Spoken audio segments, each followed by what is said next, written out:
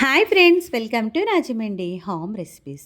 ఈరోజు మన ఛానల్లో సమ్మర్ వచ్చింది అంటేనే మామిడికాయల సీజన్ వచ్చినట్టు.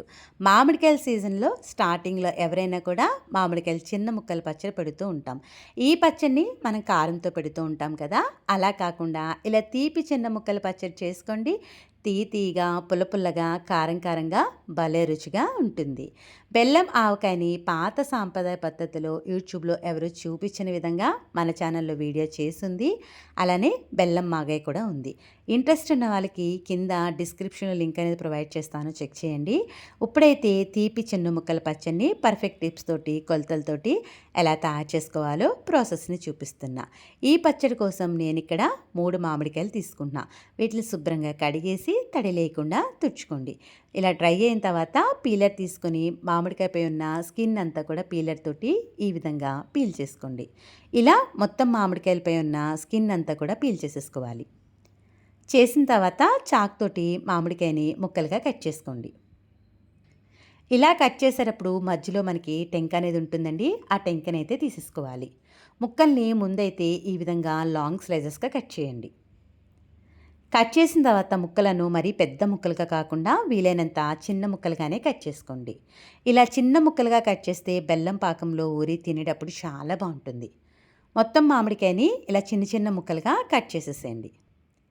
కట్ చేసి పెట్టుకున్న మామిడికాయ ముక్కలను ఏదైనా కప్తో కొలుచుకున్నారు అంటే మిగిలిన కొలతలు వేసుకోవడం ఈజీ అవుతుంది.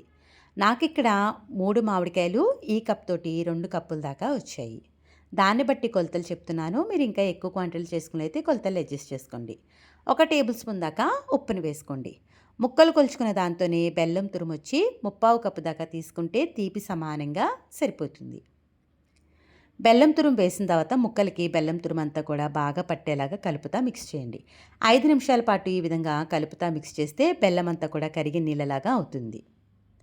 చూస్తున్నారు కదా, ఇలా అంతా కలిపిన తర్వాత కాస్త వెడల్పుగా ఉండే బేషన్ తీసుకొని దాంట్లోకి ఈ కలిపి పెట్టుకున్న మామిడికాయ ముక్కలన్నీ కూడా వేసేసుకోండి. ఇలా వేసాక కూడా ఒక్కసారి గరిటెతో కలిపేసేయండి. కలిపిన తర్వాత ఈ ముక్కలను ఒక రోజంతా పూర్తిగా ఎండలో ఉండనివ్వండి. ఒక్కరోజు ఎండనిస్తే సరిపోతుందండి, ఎక్కువ రోజులు కూడా అవసరం లేదు. చూడండి, బెల్లం పాకం అంతా దగ్గర పడింది, ముక్కలు కూడా కాస్త ఎండింది. ముక్క మనకి ఎండాలి, అలానే చేత్తో పట్టుకుంటే కూడా సాఫ్ట్గా ఉండాలి. అప్పుడే బెల్లం పచ్చడి అనేది బాగుంటుంది. ఇప్పుడైతే మిగిలిన ప్రాసెస్ చూద్దాం.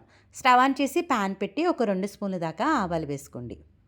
1 స్పూన్ దాకా మెంతులు వేసుకోవాలి. ఫ్లేమ్ని లో ఫ్లేమ్లో పెట్టుకుని ఆవాలను మెంతులను వేయించుకోవాలి. ఆవాలు కాస్త చిటపటలాడుతూ ఈ విధంగా వేగాలి. వేగిన తర్వాత స్టవ్ ఆఫ్ చేసేసుకుని పూర్తిగా చల్లారనివ్వండి.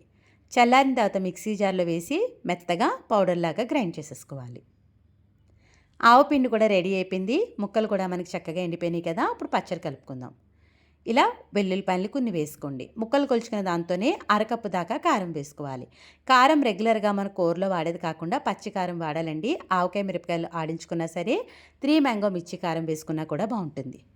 పచ్చళ్ళకి ఎప్పుడైనా ఉప్పు తగ్గించే వేసుకోవాలండి. 1/4 కప్కి 1 టేబుల్ స్పూన్ తగ్గించి వేసుకుంటున్నా. 1 టేబుల్ స్పూన్ కలిపేటప్పుడు వేసాం కాబట్టి సరిపోతుంది. గ్రైండ్ చేసి పెట్టుకున్న ఆవపిండి మెంతిపిండిని కూడా వేసుకోండి. నూనె వచ్చి 1 కప్పు దాకా తీసుకోవాలి. పల్లీల నూనె కానీ నువ్వుల నూనె కానీ తీసుకుంటే బాగుంటుంది. 3/4 కప్పు మాత్రమే వేస్తున్నానండి. ఫస్ట్ అయితే నూనె వేసుకుని ఈ విధంగా కారం ఉప్పు అంతా కూడా బాగా ఈవెన్గా కలిసేలాగా కలపండి. 10 నిమిషాల పాటు అడిగి నుంచి పైకి అంతా కూడా ఈవెన్గా కలిసేలాగా మిక్స్ చేసేసుకోవాలి. ఇలా అంతా కూడా ఈవెన్గా మిక్స్ చేసిన తర్వాత చూస్తున్నారు కదా, ఇది మనకి కాస్త ఆయిల్ అనేది తక్కువైనట్టుగా అనిపించింది. పక్కన పెట్టుకున్న ఇంకొక 1/4 కప్పు నూనెను కూడా వేసేసుకుని మరొకసారి అంతా కూడా ఈవెన్గా కలిసేలాగా మిక్స్ చేయండి. ఇలా అంతా మిక్స్ చేసుకున్న తర్వాత ఉప్పు కారాన్ని ఒక్కసారి అయితే చెక్ చేసుకోండి. ఏమైనా తక్కువైతే కనుక వేసుకోండి. ఈ పచ్చడిని వెంటనే తినేసేయచ్చండి, టేస్ట్ అనేది చాలా బాగుంటుంది. ఇలా రెడీ అయిన పచ్చడిని గాజు సీసాలో కానీ లేదు అంటే ఇలా జాడీలో కానీ వేసేసుకోండి. ఈ పచ్చడిని మనం ఫ్రిడ్జ్లో పెట్టుకుంటే 3 to 4 మంత్స్ పైనే ఫ్రెష్గా నిల్వ ఉంటుంది. ఇంతేనండి, తీపి చిన్న ముక్కల పచ్చడి అయితే తయారైపోయింది. మీరు కూడా నేను చెప్పిన ఈ కొలతలు ఈ టిప్స్ ఫాలో అవుతూ ట్రై చేసిన తర్వాత ఎలా వచ్చిందనేది మీ అమూల్యమైన ఫీడ్బ్యాక్ని నా కామెంట్ సెక్షన్లో తెలియచేయండి. Thanks for watching my video. Please like, comment, share, subscribe my channel.